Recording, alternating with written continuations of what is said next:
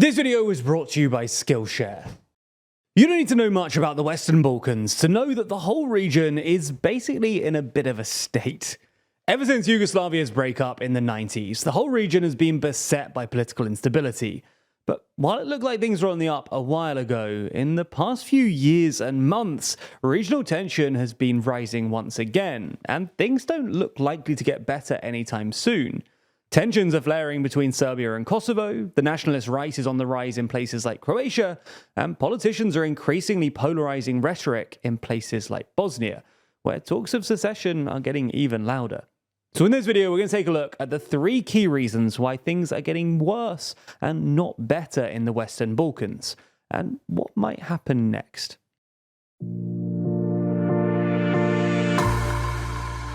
Before we get into it, we recently announced that we're launching a physical magazine, which will feature major articles on things like the countries likely to join the EU next, including Balkan countries, and the European Parliament elections. So if you want to support our journalism, then consider learning more, or even buying a copy by clicking the link in the description. So let's get straight into it. As we see it, one of the big reasons behind the uptick in tensions recently is the waning prospect of EU membership.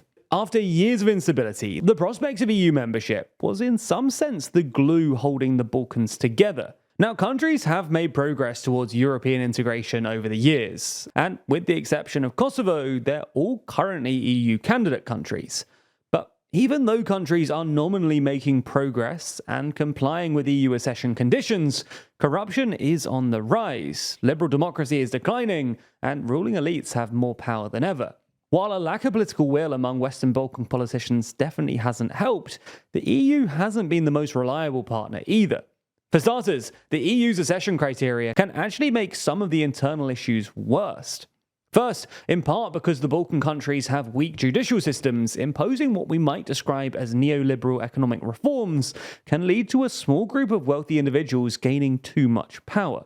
Secondly, top-down conditionality can actually discourage internal scrutiny and opposition, because opposition politicians worry that their criticism could get in the way of EU funds. Thirdly, any progress made towards joining the EU and other interactions with EU officials can inadvertently lend legitimacy to autocratic politicians. Perhaps the best example of this is President Aleksandar Vučić in Serbia, who's so far done just enough to maintain peaceful relations with Kosovo. In hoping that Vučić will basically keep the peace, European institutions have looked to appease Vučić. For instance, the Council of Europe recently blocked Kosovo's membership into the group after Vučić threatened that Serbia will leave the council if Kosovo gets accepted.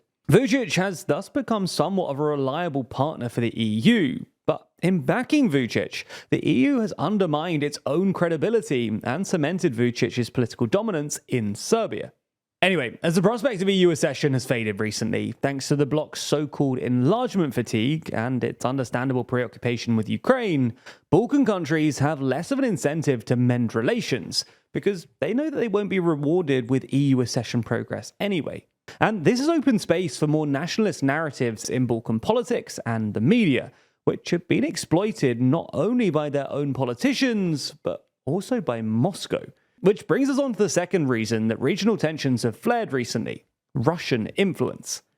Now, we're wary of blaming everything on the Kremlin, and some Western leaders have an unhealthy habit of blaming Russia or China for their own electoral shortcomings. Nonetheless, in the Western Balkans, weak civic institutions and widespread corruption has made the region uniquely susceptible to Russian interference. Russian elites have cultivated an opaque network of patronage which circulates illicit Russian money, estimated to represent an enormous 6% of the region's GDP. And this illicit capital often intersects with governing elites and local politicians. For instance, the Kremlin maintains a strong relationship with Milorad Dodik, the president of Republika Srpska, Bosnia's Serb entity, and his cabinet, many of whom have close business relations with sanctioned Russian business people. What all of this means is that illicit Russian money has had a direct influence on decision-making in key markets and institutions. Russia also works to undermine the EU and NATO's influence in the region by covertly backing nationalist groups and funding local anti-Western media, which stoke anti-NATO and anti-EU sentiment. Basically, Moscow has realized that it can easily counter Western influence by fanning the flames of discontent in the region, and the Kremlin's activities have obviously gone up a gear in the past couple of years, since the invasion of Ukraine.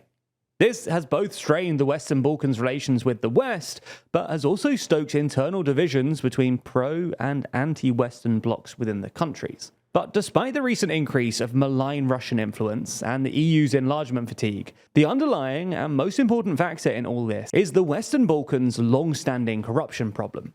For context, following the breakup of Yugoslavia, organized crime and patronage networks infiltrated state institutions, essentially turning these countries into mafia states.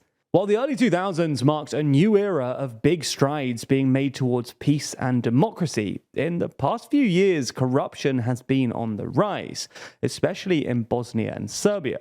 Often what looks like enduring ethnic tensions inherited from the war and populist politics are little more than a smokescreen, deliberately exacerbated by ruling elites to draw attention away from their pervasive clientelism and corruption. In Croatia, for example, the HDZ has been the dominant force in the country since independence, but the party has been marred by multiple accusations of corruption. This long-standing corruption issue, which has created a weak opposition and limited media freedom, is the root cause of Croatia's current political turmoil. In fact, in February, the appointment of a new attorney general who's been linked to corrupt state officials triggered widespread protests, which forced a snap election. Now, HDZ still won the most seats, but they did fall short of a majority and entered into a power-sharing agreement with the Nationalist Anti-Serb Homeland Movement, or DP. The DP, however, said that they will only help to form a government if the main Serb minority party, representing over 123,000 people, isn't part of it.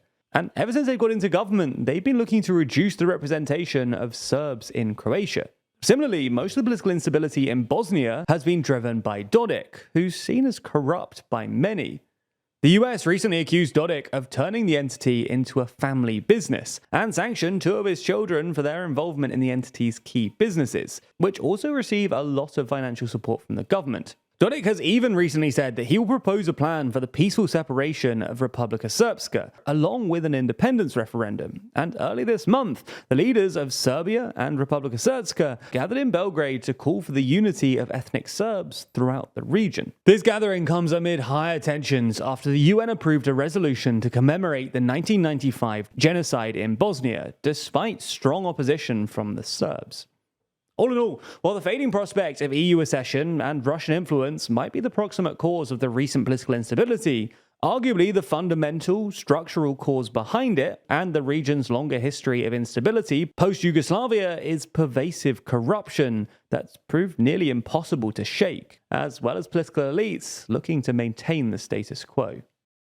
A week or so ago, we announced that we're working on a physical magazine which dives deep into the upcoming UK general election. But it turns out that designing a magazine isn't all that easy. So I headed to Skillshare to take a look through some of their design courses, including the incredibly helpful course, How to Design a Magazine and Learn InDesign, which helped me to, do both things. This means that unlike when I tried to learn InDesign for another, never-released project a few years ago, I was guided through the process quickly and efficiently. And this time, the project will actually see the light of day, thanks to Skillshare's incredibly easy-to-follow guides. It's not just that either. You likely already know that Skillshare is the largest online learning community for creatives, with thousands of classes led by industry experts across film, illustration, design, freelance, and more. But Skillshare can also help take your career or side hustle to the next level, with hundreds of career-focused classes too. That's courses on everything from how to start a business to maximizing your workflow, or even how to grow in e-commerce, another course that I used when building the website that sells the magazine. And the best news is the first 500 people to use the link in the description will receive a 1-month free trial of Skillshare.